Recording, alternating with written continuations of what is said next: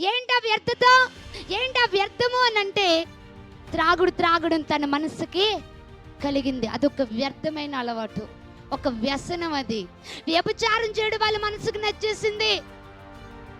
వాళ్ళతో వీళ్ళతో ఫోన్లు చాటింగ్ చేయడం ఏం చేసిందో తెలుసు, వాళ్ళ మనసులకి నచ్చేసింది. ప్రవర్తన అనుసరించుచున్నారు. ఈ వాక్యం వింటున్న ప్రియమైన సహోదరి సహోదరుడా, నీ మనసుకు నచ్చిన దాన్ని నువ్వు చేస్తున్నావు. నీ మనసుకు ఏది నచ్చితే దాన్ని నువ్వు చేస్తున్నావు. నీ మనసుకు నచ్చిన వ్యర్థ ప్రవర్తన అనుసరిస్తున్నావు. కానీ దేవుని నామానికి మహిమ కలుగునట్లుగా, దేవునికి నచ్చినట్లుగా, దేవుణ్ణి ఆనందపరిచేటట్లుగా నీ ప్రవర్తన లేకపోతుంది. అందుకే ఈ రాత్రి నీతో మాట్లాడుతున్న మాట, నువ్వు మనసుకి ఏది కలిగితే అదే నువ్వేం చేస్తున్నావు తెలుసా? నచ్చింది చేసేస్తున్నావు. వ్యర్థ ప్రవర్తన కలిగి జీవిస్తున్నావు. ఏ ప్రవర్తన కలిగి జీవిస్తున్నావు?